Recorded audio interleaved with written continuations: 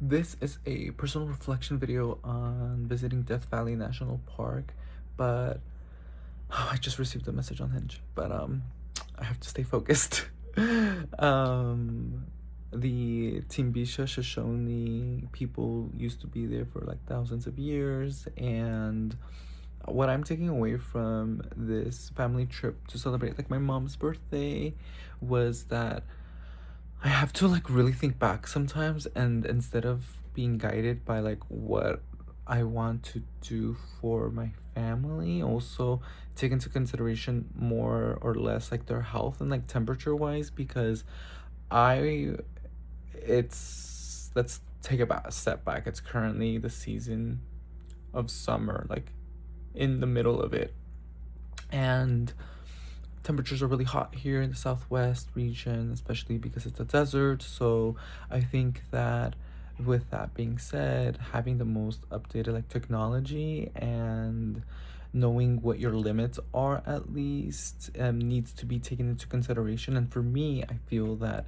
if you're in taking cool, if you're seeking shelter, if you're drinking, you're hydrating yourself, you're resting, you're essentially uh in homeostasis um, for at least more than 95% of the time, which is what my intention was, then we'll be good. And we have a brand new car. So it's almost like it's about like less than a year old, I would say, but up to date for sure. So being able to navigate rough terrain as well. And it's like one of those things where AC, I don't think will go out, but the more I'm thinking of exploring places and even from other parks too, some of these places are remote, meaning that the infrastructure is going to be nature and the wildness of it all in the roughness, and even with the rising temperatures that could affect the modern technology.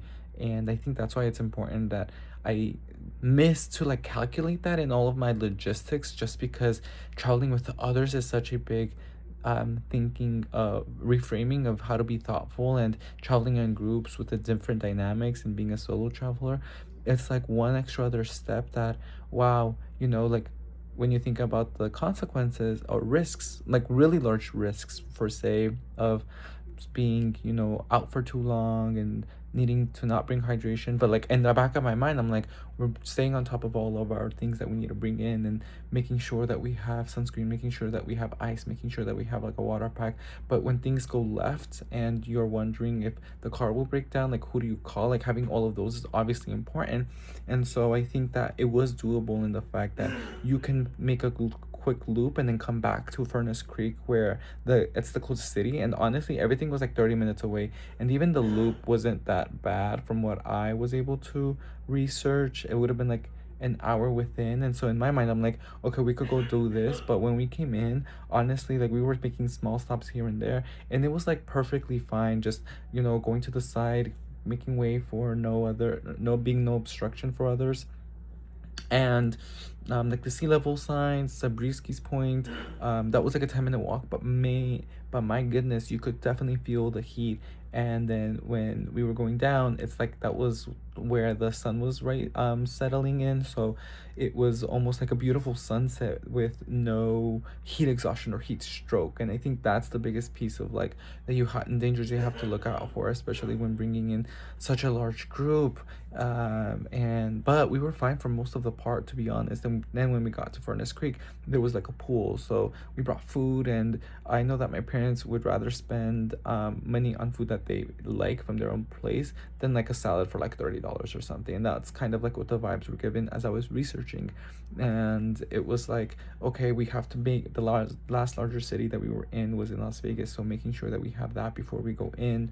And obviously we brought a cooler with ice and our water bottles, but not everybody had a water bottle too, so it was like we have to buy our own water. And also like Pedialyte, Pediasure to stay hydrated. And I bought coconuts and fruits, and making sure that we had food for the next day too, so that when we were exploring like for literally like about 30 to an hour, then we just came back and left to back to Las Vegas. And this is something that obviously, like until you're there and like you're doing your research, like no signal. I downloaded the maps beforehand, And the center also was like closed, so after 5 you can go still in, but it's not like your average place where you can go in and pay and then there's a fee that you have to pay to cross the gates. No, like you can just go in and drive.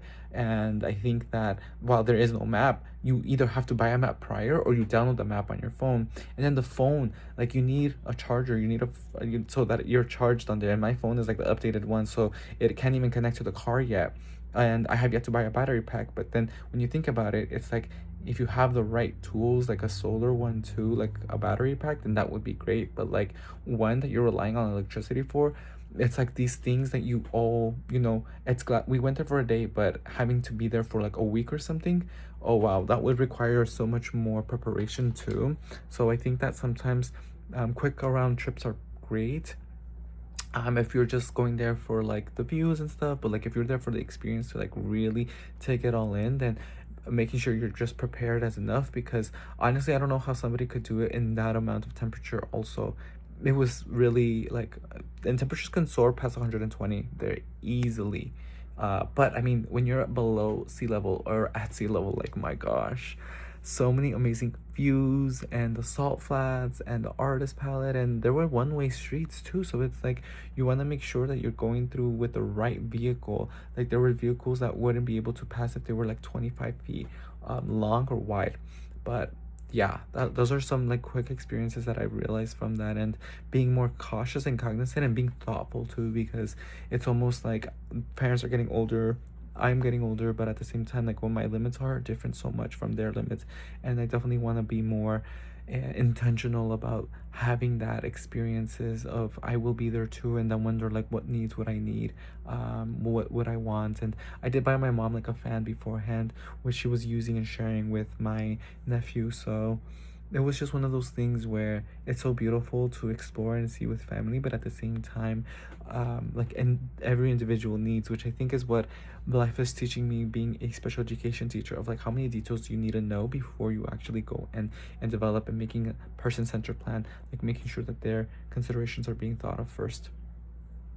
And yeah, that's kind of what my thoughts are. Until next time.